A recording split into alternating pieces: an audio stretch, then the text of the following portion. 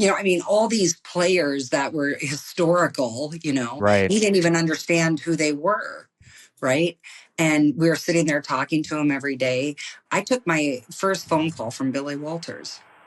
No way. Your You very got first to phone be call? kidding me. No, My that's very first unbelievable. call. Well, everybody else hung up.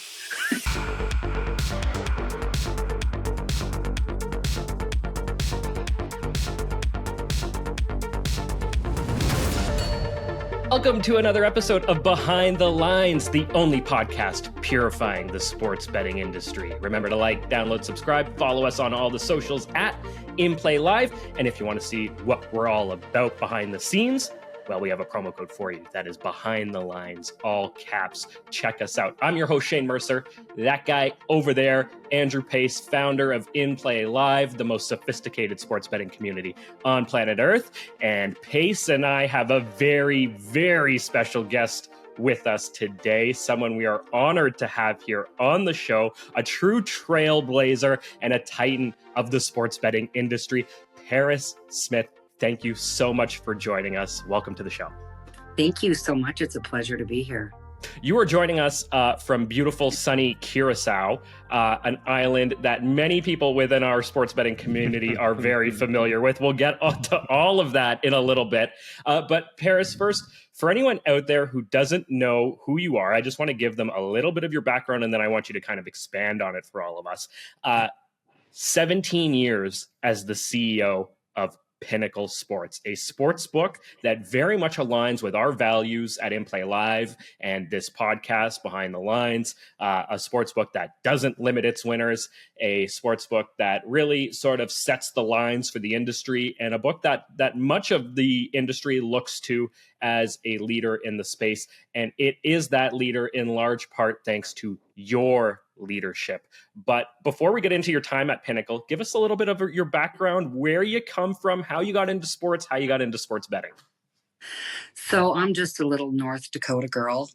I was born and raised in North Dakota. Loved it. Loved being from North Dakota. I played basketball. That's where I take a lot of my leadership principles. And then I did an internship in college, and I ended up in Antigua. I did my internship, what was supposed to be 3 months, and I loved it there. I started looking for a job and struggled looking for a job because Antigua's, you have to hire locals, which is fine. And they're like, sorry, can't hire you. You're white. And, this is like 29 years ago. So that was an interesting life lesson. Appreciated it very much. And then I got a job working as a clerk at WWTS.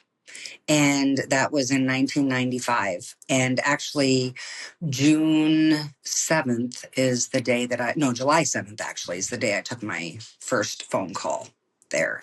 Oh, okay, well, what is WTTS? What WWTS, Worldwide WWTS?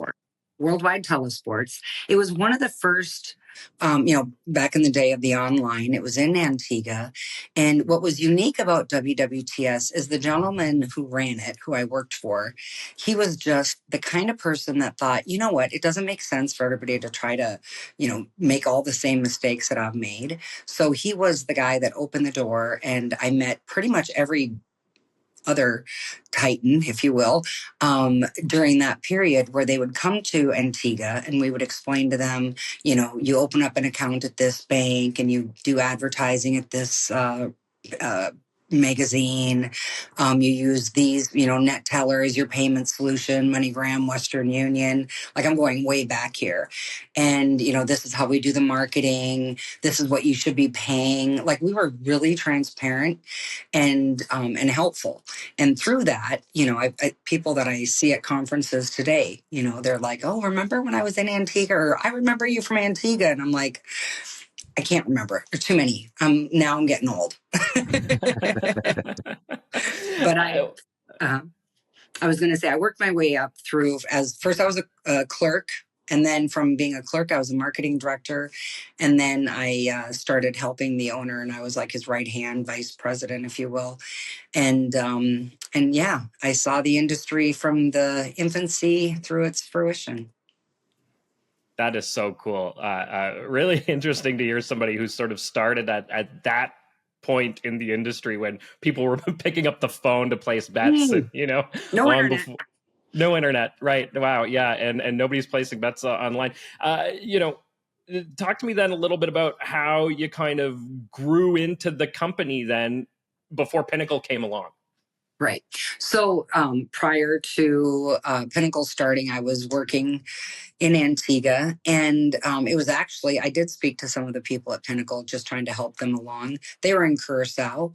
And, I think in the end, the people from Pinnacle that hired me, they kept calling me literally for about 5 years. And I'm like, don't poach anybody on my team. Don't poach me. And then in the end, when the gentleman sold his company, I was ready to jump ship. And then that's when I went over to Pinnacle. But their big thing was, we had the best customer service at WWTS. The owner, Bill Scott, he just loved having female clerks answer the phone. And when I started, I would, people would call in and say, sports pen, meh. They'd hang up because they didn't expect to have a woman on the line. So he was the first person that hired women. And at one point, we had 185 employees, 3 men, the owner, the IT, and his guy that was there shortly to help manage the lines. And then he left and the girls took over. And it was all women. At one point, people thought it was a modeling agency. Why was that? Because they were all young, smart, really ambitious. And, they ended up working their way throughout the organization. Yeah. No, I'm wondering, why was it that the owner wanted women picking up the phone? Was it just that it's all guys who were calling and they'd rather speak to a woman? Well, that is precisely the point. He also trusted women more, way back when they had, like a company called Sports International, all the major bookmakers that they had brought to the Caribbean to answer the phones for them branched off and did their own things. Rich's Superbook, Universal Sports with John Giardino. I can't even believe I'm remembering these names right now, but, all those guys started their own. And Billy saw this and he's like, I just want people that want to work. He paid them extremely well. I was in Antigua just the other day and met with a group of them. And it's just, we still have a super, super close bond, all of the staff. That's really, really cool. I think a lot of people out there maybe sort of have this idea that sports betting is kind of like a man's world, and you're clearly proving that that's not the case. I'll tell you where it was the most, the only time that I was like challenged. And that is when, and I'm kind of jumping ahead, but when Pinnacle pulled out of the US market, January 11th, 2007, I remember like it was yesterday. Then my job was to rebuild the business. And I spent a lot of time in Asia. And I would go and have these meetings. We had a partner there that was phenomenal and set up everything for me. But I'd be sitting in the lobby waiting for the people to come. And, and I knew what they looked like. So I'm like, well, that's the guy. And he's staring at me, but he's not thinking it's me. So I'd let him wait. And then I'd go over and say, are you here to meet Pinnacle? Yes, we're waiting for CEO of Pinnacle. And I'm like, well, is it Paris? Yes. I'm like, I'm Paris. And they're like, no, you're not. Yeah. You're like, yes, I am. And I'm taller than them. I'm bigger than them. Right. I'm like, come on, you can't mess with me. But it was, we had that liaison, which made it much easier for me. But it, sometimes it wasn't there all the time, and I really had to. It was kind of neat because I had to, go into WWTS. I had to prove myself. I never felt like I was getting, like I had to do. I knew I had to work harder because I was a woman, but going into Pinnacle, that was super interesting. One of the reasons why they hired me was they said they wanted somebody who had experience, who had integrity, and who didn't bet and who didn't have an ego. So here I am. And so when I started working in Asia, it took them a while. Like, when I say a while, I'm talking we'd have to talk for about 20, 30 minutes. And then after that, they were amazing. And I would send other team members to Asia because, I was a single mom. And I would think, let me send whomever else. And the Asian agents would call and say, no, we want Paris. They don't work. They're tired. They sleep all the time. They get jet lagged. They get sick. They can't come out after karaoke. So I had to keep going. Wow. It sounds like, Paris, that, you didn't really start off wanting to get into sports betting. It was more of just like a job, and you kind of just sort of grew into it to the point where you became the CEO of probably the sharpest sports book in the world. Yeah. It's, I just feel so privileged, and I've worked for such phenomenal people that, I didn't really comprehend. And even now I listen to, I go to a conference and speak, and a lot of young ladies come up to me and talk to me about my career. And I'm so surprised of their struggles that they have, because I was old school. These guys, they supported me. They had my back. And if anybody would, maybe people were like, what the hell is she doing here? And they were like, my first boss, he was brutal. I went to a government meeting and I sat there and talked to the Minister of Communications and telecommunications. And I was supposed to explain to him the problem that the island had with the phone lines. You have 125 lines coming into the island, and I have 5,000 players. So you need to increase your phone lines. And this was like, well, where's Billy? And I'm like, well, Billy doesn't understand this. So he sent me. And the guy picks up his pager, right? We're going back 30 years, picked up his pager, and he's looking, and I'm like, oh my gosh. I go back to the office and I said, Billy was like, how was the meeting? I'm like, he kind of ignored me. What? And he got on the phone. Don't you ever treat my girl like that. I had to go back the next day. I'm like, oh God, here I go. And the meeting had note takers. It had other ministers.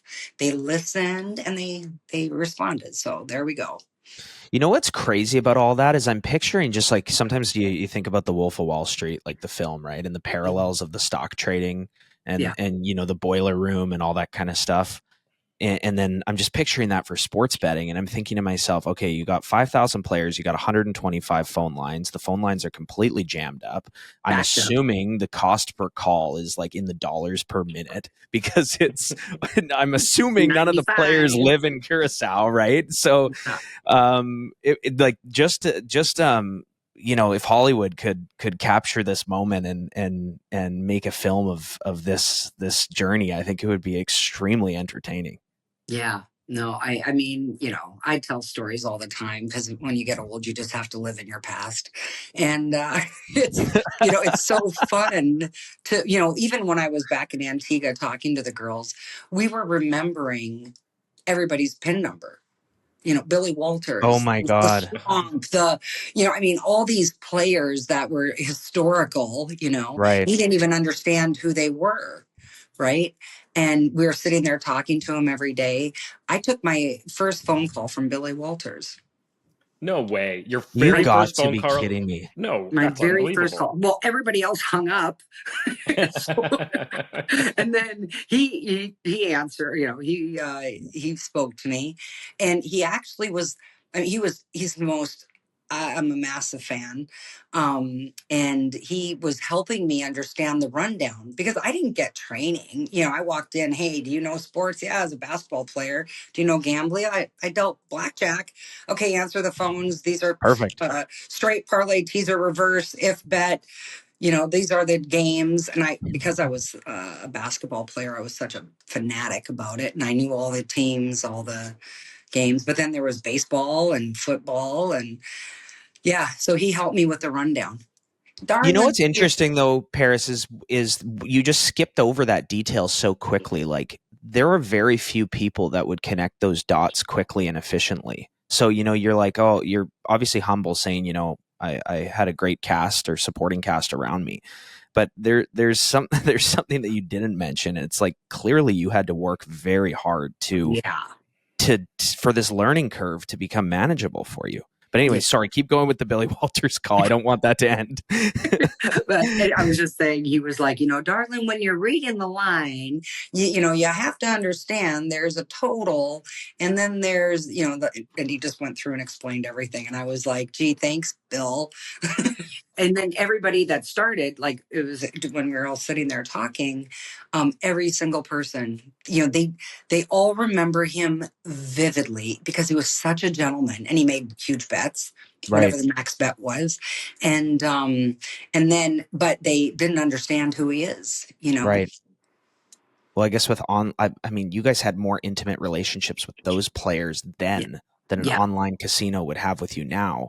Oh, for But like, can you speak to risk management? We're going to get into that for today, for sure.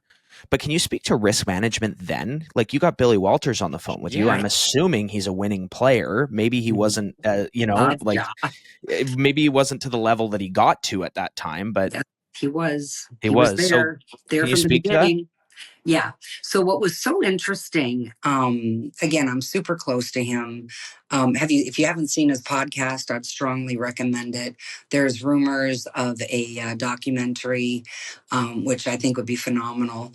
But with Billy, I had, again, the luxury, I'm so lucky. It's insane. But both WWTS and Pinnacle, those are the two books that truly got it. So Billy Scott, he would take, whatever Billy Walters wanted, he would get. Why? Billy would win $1 million or whatever. Let's, $1 million or $2 million a year. But if Billy won, we won. So Bill Scott was smart enough to take the information and take that, the bets that he had and move the numbers off of that. And that's exactly what, what Pinnacle had done. Pinnacle would take much larger bets. So, of course, he would bet Pinnacle first, but we were there before Pinnacle overall. So, Pinnacle, that was the same thing. Let Billy come in. As soon as Billy would put in his steam plays, the lines would move. And that was like the secret sauce for Pinnacle. Even today, you have, everybody's got an algorithm. Everybody has modelers. Everybody has AI. It's all super sophisticated. But there's still something special about Pinnacle, the secret sauce, I call it. So if I were to take that information, you're essentially telling me that the trade-off for the bookie, whomever it is, Pinnacle, WWTS, whatever the case, is the information from the player that was then used in some capacity by the person who then took the book. So that could be adjusting the line. It could be going and wagering yourself. The list goes on. That's why they hired me. Remember, I'm not a bettor. Right. So if you were to rewind the tape and actually think about the way Pinnacle interacts with sharp players, number one, from the standpoint of not limiting them, I think that goes without say, but the way the line moves, and this, we talked about this offline briefly, we predominantly bet live. If you look at the way the line moves live, on Pinnacle, you maybe have one or two clicks that you're available to get an edge on potentially. And then of course that edge is going to be swept away. How influential do you think this sort of Billy Walters model was on the phones to where Pinnacle is now today?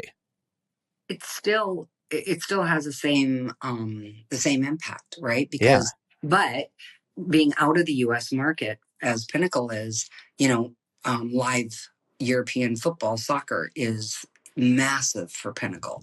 And because of the model with the high volume, low vig, you get people that want that value. So you can take that and utilize it to have the right lines and the best lines, which is what everybody's taking and utilizing to help manage what they're doing.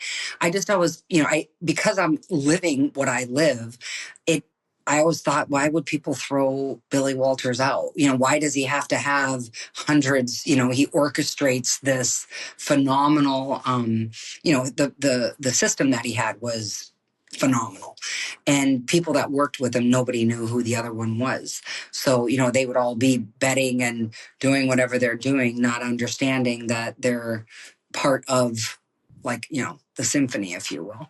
So, but yeah, I could never, because that's all I know, I could never understand why they weren't, in that mindset they weren't in the mindset to utilize the information. Their mindset was hold percentage, right? So they want to hold as much as they can, especially as companies started becoming public. I've always said I will never work for a public company in sports betting again. WWTS went public. It was awful, because we did have that large player base, not as big as Pinnacle, obviously, but we had a lot of really sharp players. And when a board comes in and doesn't understand the risk of sports betting in this capacity, they're like, well, we got to shut down those people that are betting over $10,000 a game. It's like, they're the bread and butter. Like, maybe not the bread and butter in the win-loss, but the bread and butter in the win-loss for the masses. What an incredible angle and way to look at that. Like, that's just so, like, we're super fast forwarding here, but I feel like we just have to bring it up then, because you brought up public companies, obviously the legalization in New Jersey in 2018, and then Ontario, obviously more recently. You were still with Pinnacle during these like very formidable years. I know Pinnacle wasn't operating in the United States at that time, but we now have all these publicly traded companies, the DraftKings, the FanDuels, the MGMs, Caesars, the list goes on, in this regulated landscape that precisely takes the angle that you just said they shouldn't. So, like, Right. what are your thoughts on all that? What's your message to the industry or those books? Oh my. One thing I will say is kudos, because they're doing a great job. I have a lot of respect for FanDuel, DraftKings, BetMGM, and the leadership that they have. However, it would seem to me that, they have to they have to do what the market wants. So they put in micro betting, and they put in, all the different, derivatives of everything that you can possibly come up with. One thing, and it's answering your question, but it's a little bit of a sway. The whole thing with lottery, when the DraftKings and FanDuels were operating in the States, I was like, why would they not want sports betting? Lottery is the most, as me in my world, lottery is criminal. There's no chance anybody has to win. It's like stealing money from people. And then all of a sudden, fast forward, here you have, Jason taking the risk and acquiring Jackpot, right? And at the lottery company. But it makes sense, because the players, there's a huge market in the US. There's what I would call a true sports bettor, which is your people, right? And then there's sports enthusiasts. And the reality is, between the micro betting and all those derivatives that people are offering, and those are also like the chances of winning those, and the single game parlays, they're all the rage. But what people are actually paying to get those, for me as a bookmaker, it's a bit criminal. So, but it's the norm, and and everybody's like, and you can hold, so you've got the market with the product saying, oh my gosh, you can hold this much. And I'm like, but what about the player? We used to feel bad about parlays. Back in the day, not bad, but it's like, oh, here, we'd add so much juice onto them, but that's just the way the parlays worked. In any case, but it is shifted so much, and there is a whole market for the lottery type sports bettor, and I think that was a really interesting move. Everybody's watching it very carefully. I think it's exciting, what they're doing, but I do feel like there's going to be a world where a sports book will have an elite group or a VIP or platinum service where they can have a model, or, I'm not with Pinnacle, obviously, but they could partner with a Pinnacle and call it, the Pinnacle whatever, and offer a true sports book.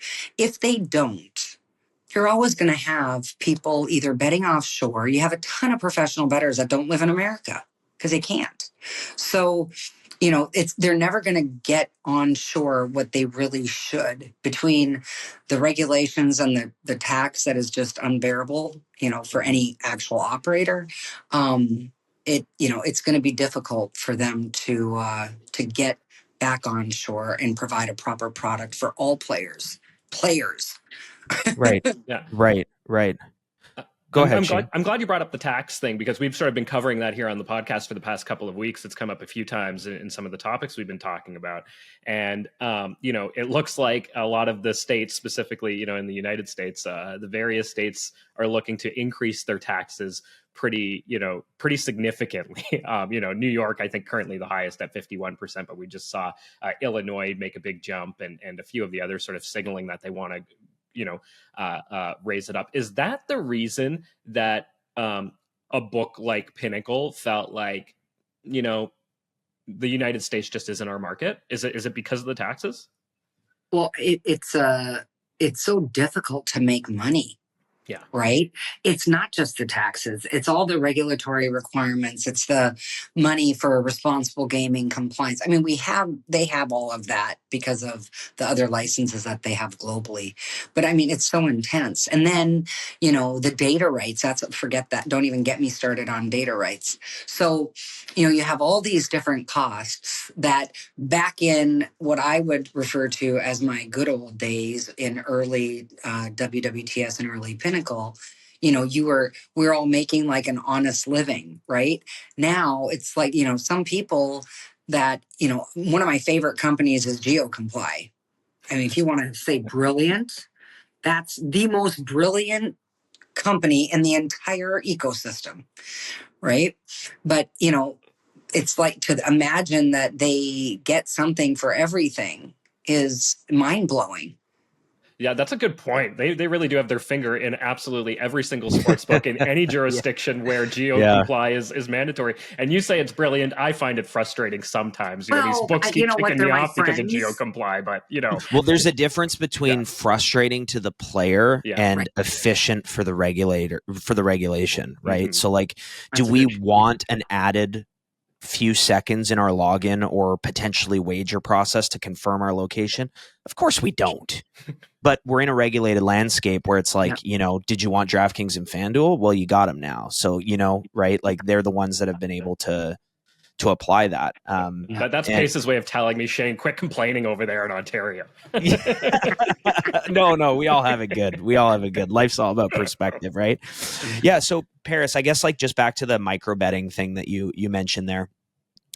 We had a CEO of a sports book or COO of a sports book that's licensed in Curacao on the podcast this year. And they basically said that their entire basis for success with any given player is based on their loss and not actually based on their handle, because they simply just couldn't get the handle. Now, if we some of these smaller Curacao books, I can understand that discussion. Like that makes sense to me, where you go, hey, Andrew Pace has come in, he's max bet, this market. He's actually called it out to a whole bunch of his members as well. All of a sudden the risk on that one side of the game is so far from balanced, if even remotely balanced at all. Like that just makes total sense to me. If you take your discussion about like micro betting with some of these big players, the same game parlays and all the little props and gimmicks that they have available for you to wager on, and then you reference that kind of in the context of heavy juice and like almost being criminal.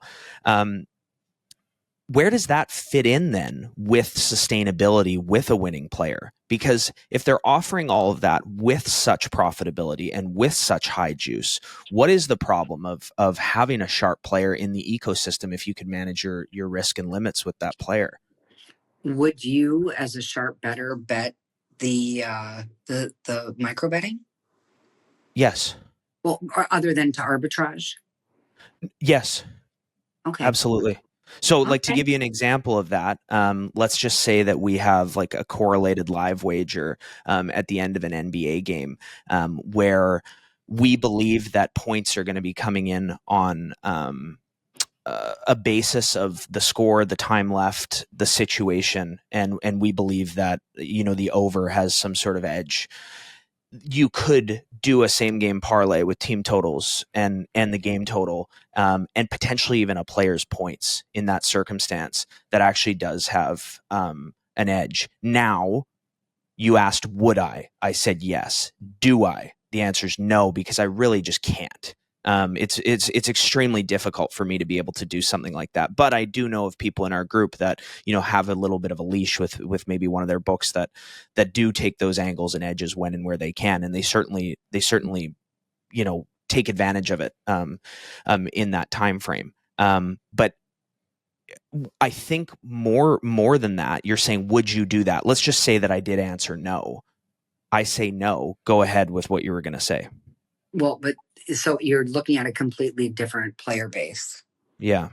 So, if you, as a sports book, that's the challenge people are having. Prime Sports, I think that their philosophy is really phenomenal, what they're doing, and taking that, that big risk entering the US market with their philosophy. But they're going to have to find that recreational base. Right. It's But just how do so you hard. appeal to the recreational base? And Yeah. those recreational base people, they want this, they want the micro betting from Curo, whomever it is. And, they want that. So you have to make sure that you provide all of those things. And quite honestly, after I've left Pinnacle, I've seen so much more, because when somebody would come to me, like, the micro betting guys, I would look at it and go, it's not for a Pinnacle player, not interested, turn it off. Now, I'm doing a small bit of angel investing, a lot of advising and consulting. And it's like, oh, that's kind of interesting. Like, do I 100% believe in it? Is it in my DNA? No. But, I'm not ignorant to not see what that value is for the ecosystem of the overall gaming experience. Right. Right. So it sounds like, I mean, Prime and what they're doing is obviously similar to the Pinnacle model. I think about that and what you just said, where you're like, they're going to have to appeal to the recreational base. Well, it's like the MGMs are appealing to the recreational base, so they do have that base, and that's where. Yeah, I just wish that there was a little bit of a more sustainable landscape there for people in the United States. Actually, in Canada, we have it great in a lot of ways. We have access to a lot of great sports books and a lot of different ways that we can play with them. But there's some people that come out of a small state like Massachusetts has been put on the spotlight recently, and you go, you might play there for a month and then not have anywhere to play. It's kind of nuts. What I would love to see is one of the big hitters saying, you know what, we want a VIP room. VIP not meaning the whales that lose, but like that concept. And within their own ecosystem, have it where they actually, would either partner with a Prime, a Pinnacle, or do it themselves, which, well, I'm sorry, don't do it yourselves if you're listening to me, because you can't, but, or you would be. um,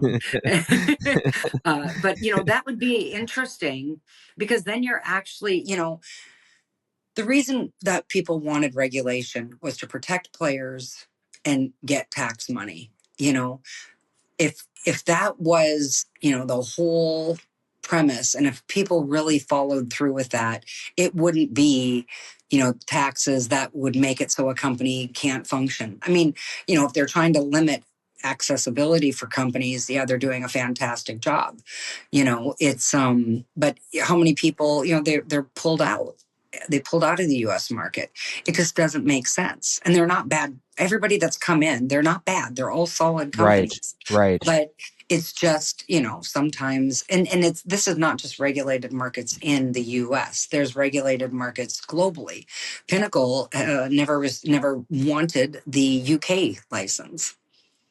It's Right. saturated, and the regulators, with all their rules, and when we were applying for the license, we would ask questions when people would get fined exorbitant amounts of money. Okay, well, how could we not have that happen to us? Well, you have to try and see if it works. Like, wait a minute. Thanks. There's not Thanks for the guidance. Yeah. And that was like, okay, that's, and it's literally like, you can tell when they need some cash, all of a sudden, poor William Hill is, getting a huge fine. There was a period where it was really ridiculous. And, so it's, you can't say it's just the US, but then there's also states and countries that have it right. Right. And the thing is, when you get it right, the sports books are going to be able to do more for the environment, do more for the communities, do more for their employees, grow. There's so many benefits, hire more employees, put more money into marketing and advertising. But, if all of a sudden you have to pay an extra 15% in tax that is taken directly away from your bottom line, that doesn't even make sense. Yeah, we had this discussion, I think, last week, right, Shane, where we were just like, they just have the power to essentially say, hey, we're getting money now that we weren't getting before. Let's double it. Like, it just and doing nothing for it. But what I'm watching and loving to watch, not loving, no, that's not the right word, but it's so intriguing when all of a sudden, Illinois is like, oh, we're going to change our taxes. Okay, great idea. And here goes the share price of all the public companies. Yeah. So, I mean, there's a cause and effect here. The government, they can't sit and, I feel like they're just pillaging poor sports books, and they sit and look at our integrity. That's funny that you refer to them as poor sports books, because I think a lot of the general public out there certainly wouldn't look at them with that kind of a lens, right? They tend to think like, here's the rich sports book that keeps taking all of my money because they're losing on their big long shot parlays on a regular basis. But those are personal choices. Those are, and you're right though to think those poor sports books, because they aren't profitable. Right. And at this stage, they aren't returning any kind of value for their investors. And I'm wondering, as a former CEO of the sharpest book in the world, what is the path to profitability for these sports books? And then I guess the follow up to that is, can they walk a path to profitability that doesn't involve limiting, as we sort of watch what's playing out in Massachusetts? Yeah. Well, the path, boy, I wish I had that answer. But I think, if they just continue to focus on the product, right? Like I said earlier, the reality is people have not imitated Pinnacle, right? It's been 25 years. And, there's a story for another podcast, kind of like how it got to the point where it's sustainable. And then along with a phenomenal trading team constantly, we're talking people had newspapers and now they have algorithms and they're scraping. And it's a whole different world. And the fact that Pinnacle still remains as strong as it is really mind-boggling. Kudos to the trading team on that. Well, that's a testament to you and the team as well, right? Because the infrastructure for all of that, you guys brought it up from no internet is probably the wrong term, but essentially well, there was no internet, really. Right? But like dial up internet to where it is today. And in order to withstand the test of time, you have to have this infrastructure set up that obviously can adapt, but also can withstand, and I know firsthand the scraping that occurs from Pinnacle to other sites. Like, I see it. So you guys are being essentially, like, there is an argument to be made that that's being stolen, right? Oh, 100%. That was one of my big things. I always wanted to, the problem is technology. The solution is technology, but the problem is technology, because people, no matter what things I put in place to stop people from scraping, there's some other technology that's being built or developed that can overcome that. So it's really complicated. One thing I will say, I think the fact that everybody is scraping it, we did have a little program where we could put up a wrong line, and there we go. I was let me be cryptic here. I was accusing a very largest sports book of taking our lines, and they said no, we don't. And we're in at G2E. And my guys did not realize G2E was happening because they are worker bees. And all of a sudden, there was a tweet, and it said, "Wow, this sports book put up this bad line. I wonder if Pinnacle's trying to zing them." And sure enough, they were. And it was, isn't it time that they stop stealing the Pinnacle line and start doing risk management for themselves, since they're such a big operation? And they literally had done it. So now we're having a conversation about them potentially paying us. But at that moment in time, there was no talks of Pinnacle getting any type of license, and you'd have to have a license to be a supplier. But if Pinnacle goes in and gets a supplier license, in theory, the U.S. sports should and likely would pay for that line. Right.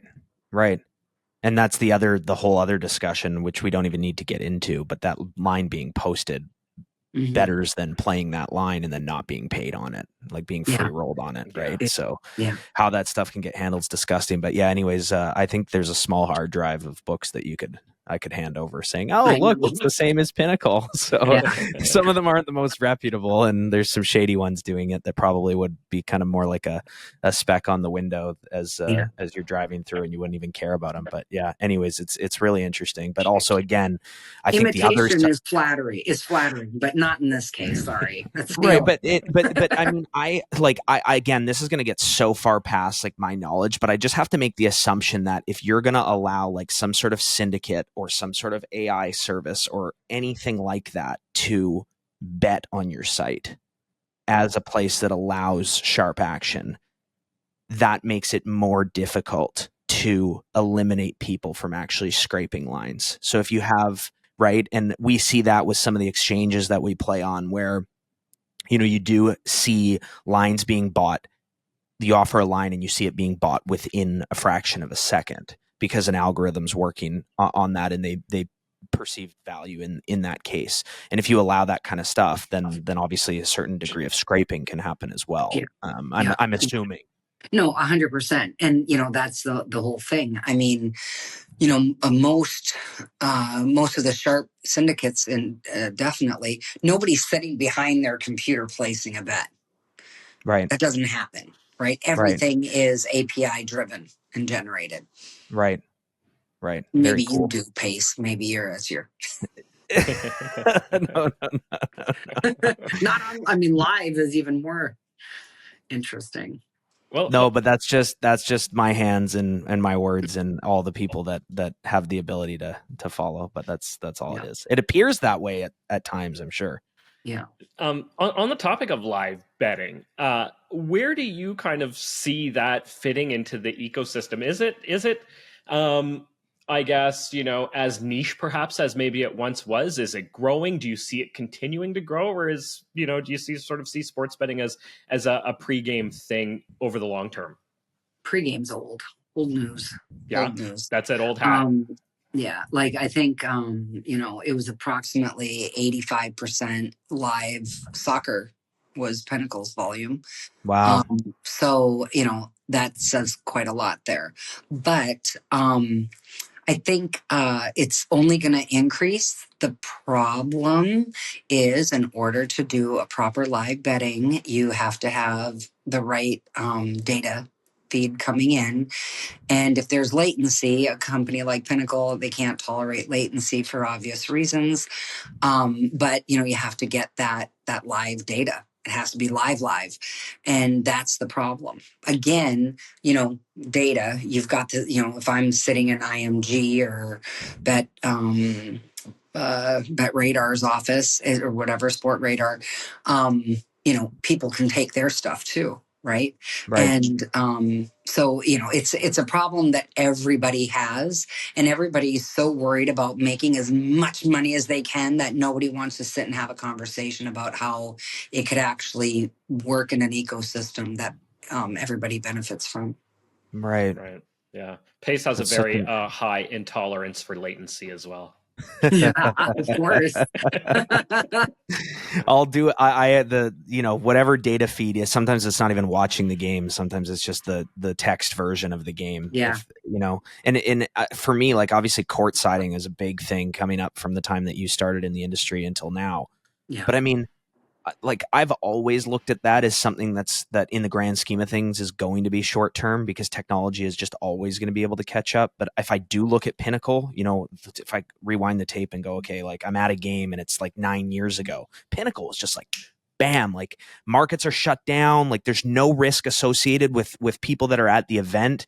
And I always looked at that in awe, because I would sit there and I'd go, this is amazing that they are able to do this. And why aren't other sports books catching up to this? Because that's like a part of the winning player ecosystem, but you could make an argument that it is a form of cheating.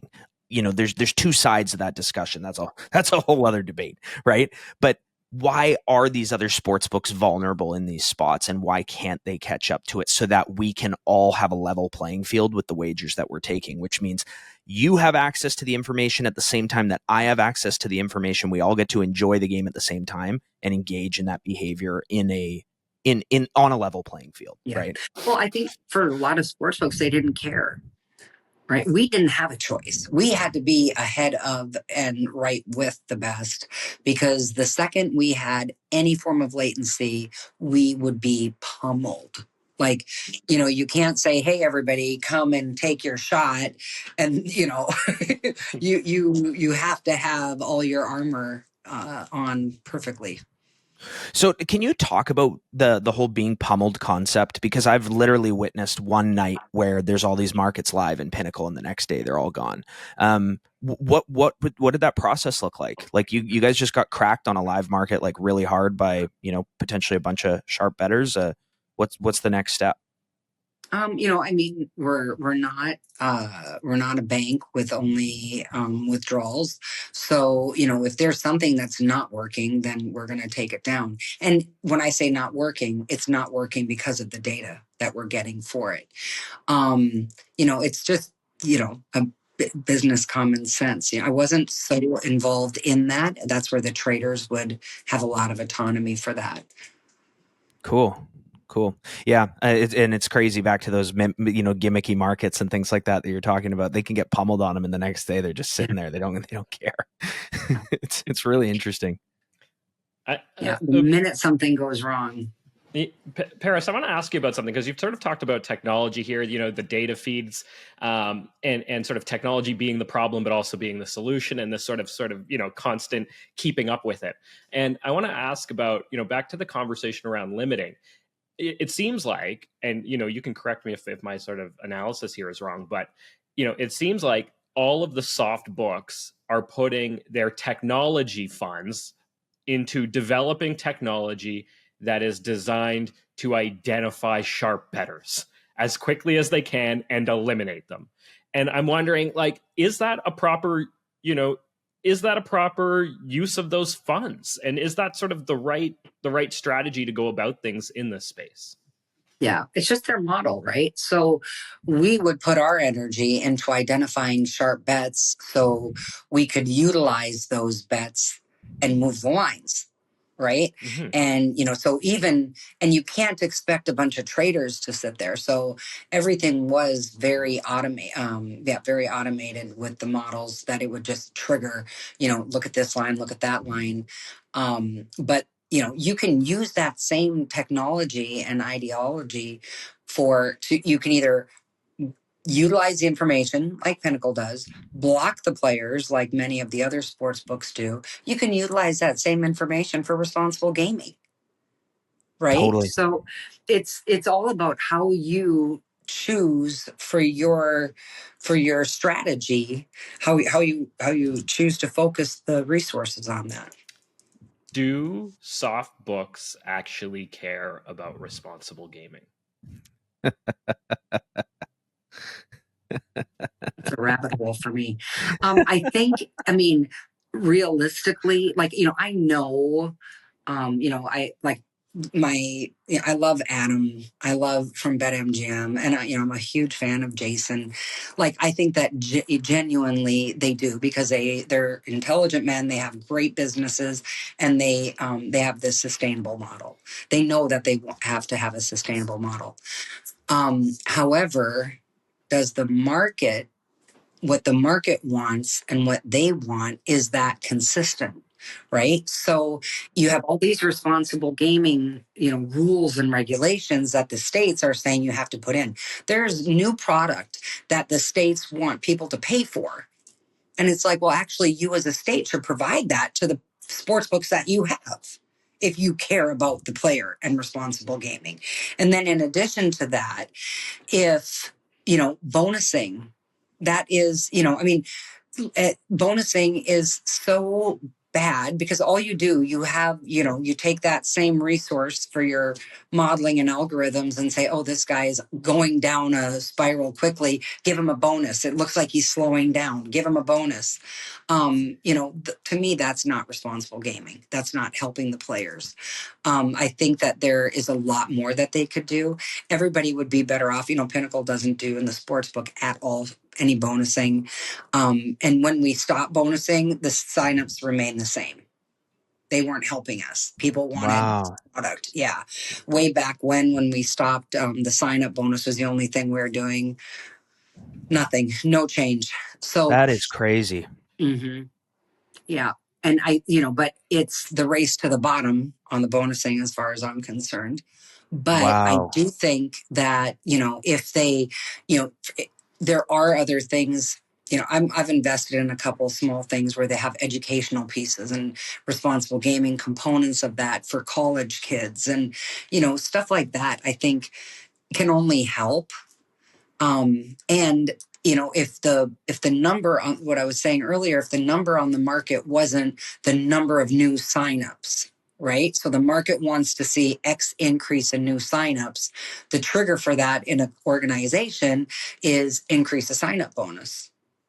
So they're increasing the signup bonus, which is, feeding into, the bonus doesn't give you irresponsible gaming, obviously, but it feeds into it, especially for the reload bonuses. Or the conversion from sportsbook to casino or whatever it might be. So, they use those things as triggers. Land-based has a whole team of people trying to figure out how to maximize everybody's loss. Right. It's really interesting that you bring up like the education side of it. Maybe it's something to do with a course, or maybe it's something that's in curriculum in universities or whatever the case may be. And right away when you said that, it made me think about me playing blackjack. I understand the statistics, I understand the theoretical loss, and I still play when I go to Vegas because I want to go, and it's an entertainment thing, consenting adult, to go have some fun, have a drink or two, and lose some money. I was a blackjack dealer, so I don't play. Right. Well, yeah, right. You mentioned that, right? And I'm not, and obviously, if you throw one deck out and you deal to the bottom, you know exactly what the final cards are going to be. So like, that isn't what we're doing here, but obviously you can count cards in blackjack, and I'm referencing not doing that.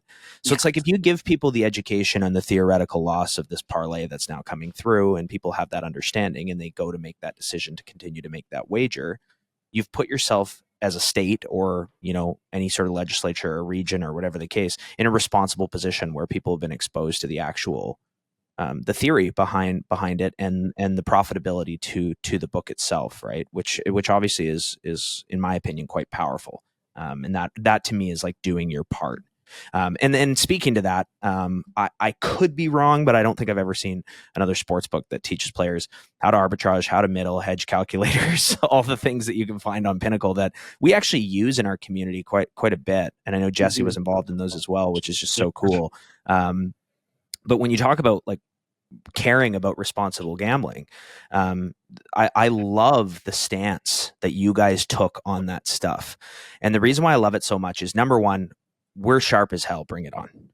Number two, we're going to teach you how to do this so that you can do it with the other sports books to us. And I always like to say, like, hey, when you're betting with that style, you're not the one gambling. The sports books are gambling against each other. And that was literally like kind of you and your team saying, bring it on. Right. Yeah. When they came with a banner, ARB's welcome. I'm like, you've got to be kidding me. And that was like the most popular banner a long time ago. It was like, everybody's like kicking ARBs out all the time. And we're like, we love that. Like, we wanted volume. The more volume we got, the more we can, utilize that information to change the lines and move the lines accurately. So, but it's incredible. Interesting because your product, what you have, that helps bettors. There's a few different products out there. I'm involved with Rhythm a little bit, and that helps. We had people their CEO on. You did? Yeah, we did. Megan. Yeah, it was great. Yeah, we had him on and chatted and learned a little bit about the modeling that they provide bettors with. Yeah, very interesting tool that they're offering out there. Yeah. But I love that, but yet, how do you market this? And this is going to be her challenge. I'm sure she can overcome it because, you can't partner up with with the mindset that we're talking about earlier with the sports books, Pinnacle might say, yeah, use her line. You're going to feel confident and you're going to make your bets, and that's perfectly fine. But all the other sports books, they wouldn't want that. So I'm curious if there's going to be a shift eventually where a sports book does take a stance and say, we want to help the player, whether it be through the education component of it. There's a small company called Hot Takes. It's a great story. You could talk to their guy too. It's a really cool story how a bunch of college kids, they saw everybody betting but not knowing what they're doing. So they did a bunch of tutorials on it. And now they're linking in responsible gaming for it. They're Canadian, by the way. But, like things like that, that's great. And if I would think a sports book that's trying to look as though, we're here to help the player, right? And create this industry, whoever would jump on that in that's in the current market leaders, I think they would get a real advantage. At least from the perception. Yeah, definitely from that side of things. Paris, we're sort of running out of time here, but I do want to move the conversation a little bit forward and get your take on sort of another aspect of the industry that, at In Play Live, we're exploring it a little bit more sort of throughout this year in 2024. And it's something, that's been around in Europe for quite a long time, but not so much in the North American market, and that's exchanges. We've had on the leadership at SXBet, leadership at STXBet, which is just in Ontario. What are your thoughts on exchanges? Do you sort of see them growing in the North American market? No. Why not? I mean, again, if it was a great idea, like, let's go back. Right. Betfair, pre-2006. Okay. Betfair was in the U.S. market. They, hey, Paris, do you know anybody who we could hire for marketing? It's just not getting traction because Americans don't want to bet an exchange. So I've always been exchanges, bad idea. And some of my favorite people in the industry are pushing exchanges right now, but they're doing it in unique ways. One thing, if a sports book would integrate with an exchange, and then those bets that they don't want to take, they can put through the exchange so they can be matched and they don't have to take the risk. That's a great idea. It's out there.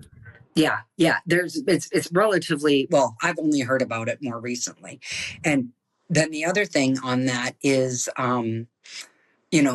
that's, for me, that's the main way an exchange makes any sense whatsoever.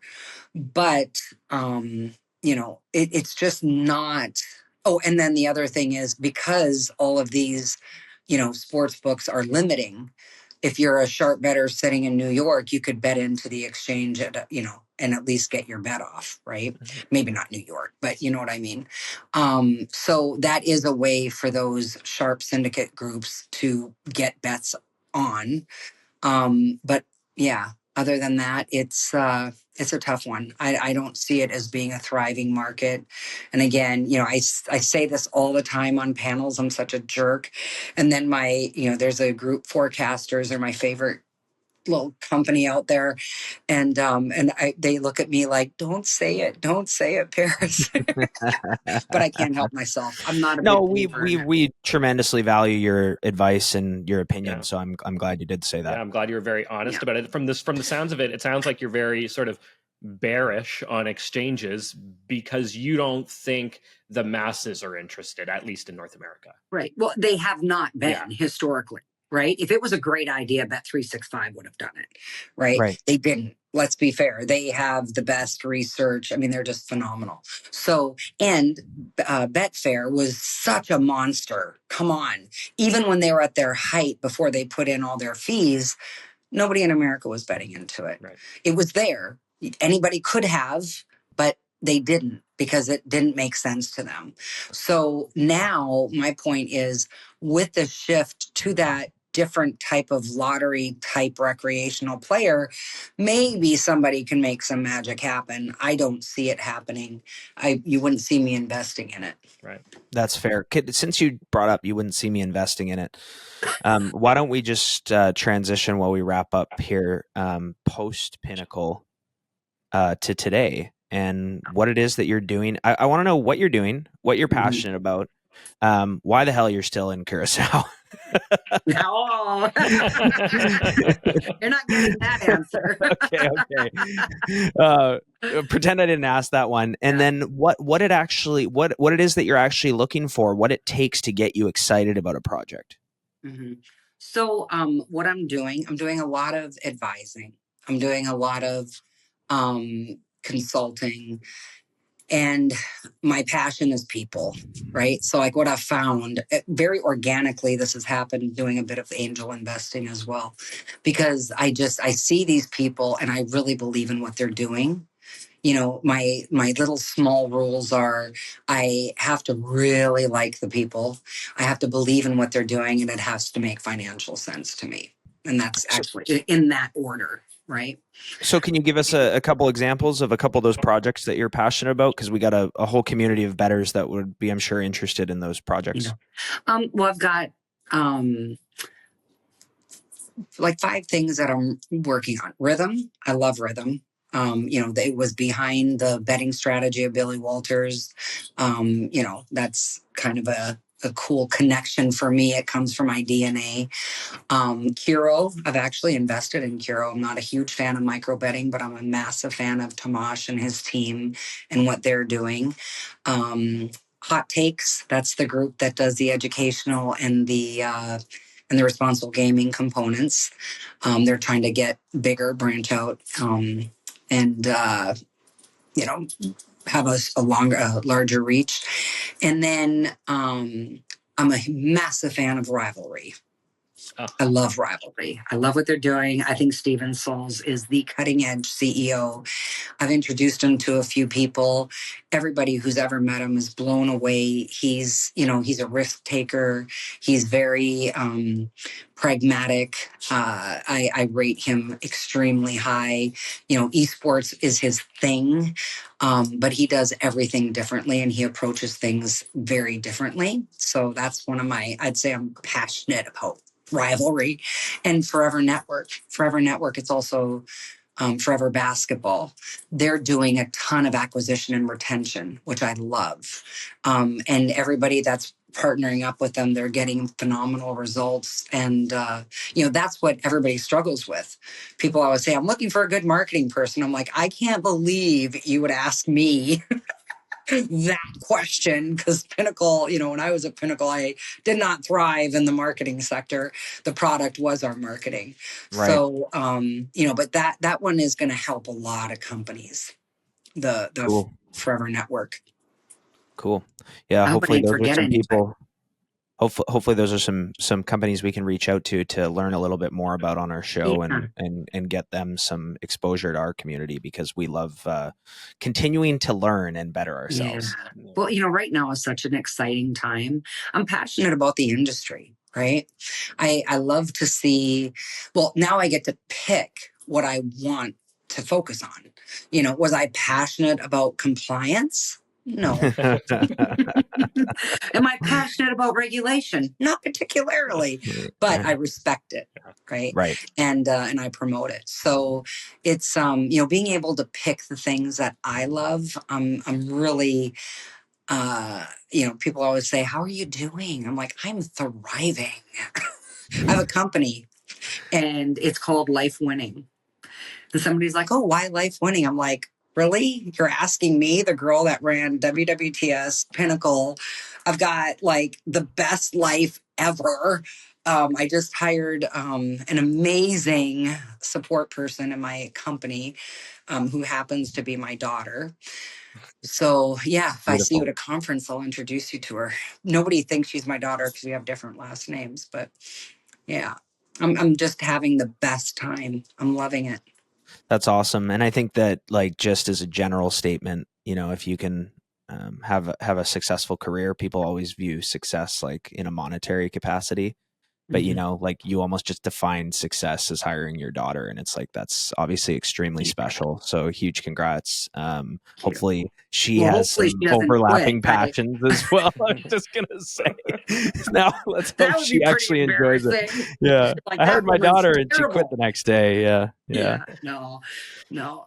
Yeah, but that's awesome, Paris. Like huge congrats on all the Thank accomplishments you. in the career. And I think that you know, you really don't know the impact that you have on someone. And I think that Pinnacle has just had such a tremendous impact on the industry. And like it's this light at the end of a dark tunnel. Like, is it easy to win money on Pinnacle? Like, God, no, it's damn near impossible. But is it what the industry could become from the standpoint of being player focused, player forward, player positive? Yeah. Absolutely. Like that's the hope, right? So yeah, huge thank you for your impact on the industry, because I know it's helped me directly, even though we had never met. Oh, my pleasure. Yes. Thank you guys so much. We loved having you on the show, Paris. We definitely learned a lot from having you on the show, and I hope our entire audience has learned a lot from having you appear here on the show. So just thank you so much, and yeah, would love to have you on again at some point, and would love to meet you in person if we ever get the opportunity. That would be amazing. Sounds good. All right. Well, thank you. Paris, to you, to Pace, to all of the sports bettors tuning in from around the world. Till next week. Keep beating those books. Thanks for tuning in to another episode of Behind the Lines. Remember to like, download, and subscribe. We are on YouTube, Apple, Spotify, and everywhere you get your podcasts. Have a betting story or want to be featured on our podcast? Drop a note in the comments below. And if you want to join In Play Live, use promo code Behind the Lines.